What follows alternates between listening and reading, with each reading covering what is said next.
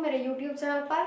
और जैसा कि हमने पिछले वीडियो में फिजिक्स का चैप्टर 1 का पार्ट 1 पढ़ा था, जिसमें हमने बहुत सी बातें जानी थी और लास्ट में हमने जाना था कि किरण पुंज किसे कहते हैं और कितने प्रकार के होते हैं। और आज हम उनके बारे में विस्तार से जानेंगे कि अपसारी किरण पुंज किसे कहते हैं, समानांतर किरण पुंज किसे कहते हैं और अभिसारी किरण पुंज किसे कहते हैं और ये कैसे दिखते हैं। तो चलिए सबसे पहले हम लोग बात करेंगे अपसारी किरण पुंज के बारे में, जिसको इंग्लिश में कहते हैं डाइवर्जिंग बीम। ठीक है, देखिए वैसे किरण पुंज जो किसी बिंदु स्रोत से आकर फैलती जाती है उसको अपसारी किरण पुंज कहते हैं। जैसे देखिए यहाँ पर मैंने चित्र बनाया है, ये क्या है, ये एक प्रकाश स्रोत है। ठीक है, और इसमें से किरण पुंज निकल कर फैलती जा रही है, इनके बीच दूरियां बढ़ती जा रही है ना। तो इसको क्या कहेंगे, इसको कहेंगे डाइवर्जिंग बीम। ठीक, अब सेकंड समानांतर किरण पुंज यानी कि पैरेलल बीम। तो पैरेलल बीम उसे कहते हैं जो किसी बहुत दूर स्थित प्रकाश स्रोत से आ रही हो। जैसे सूर्य से जो उसकी किरणें हैं वो बहुत दूर से आती हैं। सूर्य बहुत दूर है पृथ्वी से, है ना। तो इसके एग्जांपल में आप इसको रख सकते हैं। इसको कहेंगे कैसे, तो इसको कहेंगे कि वैसी किरण पुंज जो किसी बहुत दूर स्थित प्रकाश स्रोत से आ रही हो उसे समानांतर किरण पुंज कहते हैं, यानी कि पैरेलल बीम कहते हैं। ठीक है, अब हमारा थर्ड है अभिसारी किरण पुंज, जिसको कि कन्वर्जिंग बीम कहते हैं। इसको कहेंगे कि वैसी किरण पुंज जो किसी बिंदु स्रोत से निकलकर किसी बिंदु पर जाकर मिल जाती है। देखिए इस प्रकार से अगर ये किरण है तो कहीं ना कहीं से ये निकली होगी, है ना, और एक बिंदु पर ये जाकर मिल जा रही है। ठीक, तो इसको क्या कहेंगे, इसको कहेंगे अभिसारी किरण पुंज। ठीक, इसके बीच क्या होती है, इसके बीच दूरियां घटती जाती है। जैसा कि आप देख रहे हैं यहाँ पे दूरियां घटती जा रही हैं, और वहीं पर ये जो है यानी कि समानांतर किरण पुंज, इसके बीच दूरियां समान रहती हैं, हमेशा ना घटती हैं ना बढ़ती हैं, हमेशा समान रहती हैं। ठीक है, ये हमने जान लिया है। अब चलिए अब हम लोग जानेंगे पारदर्शी किसे कहते हैं। जैसा सुना होगा आपने कि ट्रांसपेरेंट टेप चाहिए, दुकान पर आप जाकर बोलते होंगे। ठीक है, तो देखिए क्या होता है कि वैसे पदार्थ जो अपने आप से होकर सूर्य के लाइट को या फिर किसी भी चीज के लाइट को, जैसे बल्ब का लाइट हो गया, लैंप का लाइट हो गया, दिया का लाइट हो गया, को अपने से होकर आसानी से जाने देते हैं, उसे पारदर्शी पदार्थ कहते हैं। जैसे में क्या है, कांच, शीशा, है ना। जैसे आपका चश्मा है, हो सकता है कोई चश्मा पहन रहे हो आप लोग, तो उसमें से आपको एकदम सब कुछ साफ साफ दिखाई देता है ना। और अगर साफ साफ नहीं दिखता तो आप जाके किसी पेड़ में ढाई मार देते, है ना।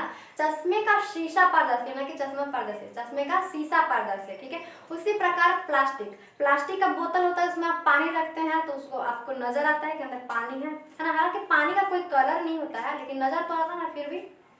जैसे पानी में आप कोई रंग घोलकर अगर उसमें डाल दे तो वो आपको नजर आएगा, है ना। अब देखिए, अब जानिए पारभासी के बारे में, यानी कि पारभासी पदार्थ किसको कहते हैं। ठीक, इसको कहते हैं इंग्लिश में ट्रांसलूसेंट। क्या, ट्रांसलूसेंट। पारभासी पदार्थ उसे कहते हैं जो अपने से होकर प्रकाश के कुछ ही अंश को जाने देता है। ठीक है, और कुछ अंश को नहीं, मतलब कुछ अंश को जाने देगा और कुछ अंश को परावर्तित कर देता है। ठीक है, जैसे घिसा हुआ कांच, तेल लगा हुआ कागज। आप अपने घर पर भी एक्सपेरिमेंट करके देख सकते हैं। ठीक है, एक कागज लीजिए, उसमें सरसों का तेल या फिर जो भी रिफाइंड भी आप उस पर डाल सकते हैं, और उसके बाद आप उसको अगर ऐसे करके देखते हैं तो आपको हल्का हल्का सा नजर आएगा। ठीक है, क्योंकि वो प्रकाश के कुछ ही अंश को अंदर आने देता है, जो कि आपके आंख में टकराती है, उसके बाद हम लोग को कुछ नजर आता है, जैसा कि मैंने पिछले वीडियो में बताया था, है ना। अब देखिए, अब जानिए अपारदर्शी के बारे में। अपारदर्शी को इंग्लिश में कहते हैं ओपेक्यू। क्या, ओपेक्यू। ठीक है, अपारदर्शी पदार्थ वो होते हैं जो अपने से होकर प्रकाश के किसी भी अंश को नहीं जाने देते, यानी कि प्रकाश को जाने ही नहीं देते हैं। ठीक है, उसको क्या कहते हैं, उसको कहते हैं अपारदर्शी पदार्थ। ठीक है, अब आपके पास जितनी भी चीजें हैं, आपके आसपास जितनी भी चीजें हैं, लगभग वो अपारदर्शी ही होती हैं। जैसे दीवार, एक पर्दा, एक दरवाजा, एक चेयर, आपकी किताबें, आपकी कॉपी, है ना। ऐसा तो नहीं है कि दीवार है तो आप दीवार के उस पार देख रहे हो, नहीं ना, क्योंकि वो अपारदर्शी है। अगर वो पारदर्शी होती ना तो आपके घर के बगल में अगर कभी लड़ाई हुई होती तो आप झांक झांक कर देख लेते कि क्या चल रहा है बाहर। ठीक है, तो अब देखिए, अब हम लोग जानते हैं कि प्रकाश का परावर्तन किसे कहते हैं। ठीक, तो देखिए, जब किरण प्रकाश की किरण या फिर किसी भी चीज की किरण किसी सतह से टकराकर लौट जाती है यानी कि परावर्तित हो जाती है तो उसको कहते हैं प्रकाश का परावर्तन। ठीक है, क्या कहते हैं? प्रकाश का परावर्तन, जिसको इंग्लिश में कहते हैं रिफ्लेक्शन ऑफ लाइट। जैसे देखिए ये क्या है, एक है समतल दर्पण। ठीक है, इस पे प्रकाश पड़ती है तो यहाँ से ही परावर्तित होती है। नीचे क्या रहता है? नीचे पेंट रहता है, या फिर इसको आप साइड से भी ले सकते हैं। जैसे मान लिया कि ये आपका समतल दर्पण, हम इमेजिन करते हैं कि एक समतल दर्पण है जिसमें आप अपना फेस दिखते हैं। ठीक है, तो इस बार आपको अपना फेस दिखता है, जबकि इस बार क्या रहता है? इस बार कलर किया गया रहता है, यानी कि पेंट कर दिया गया रहता है। ठीक है, नहीं तो अगर पेंट नहीं रहता तो आप अपना फेस नहीं देख पाते।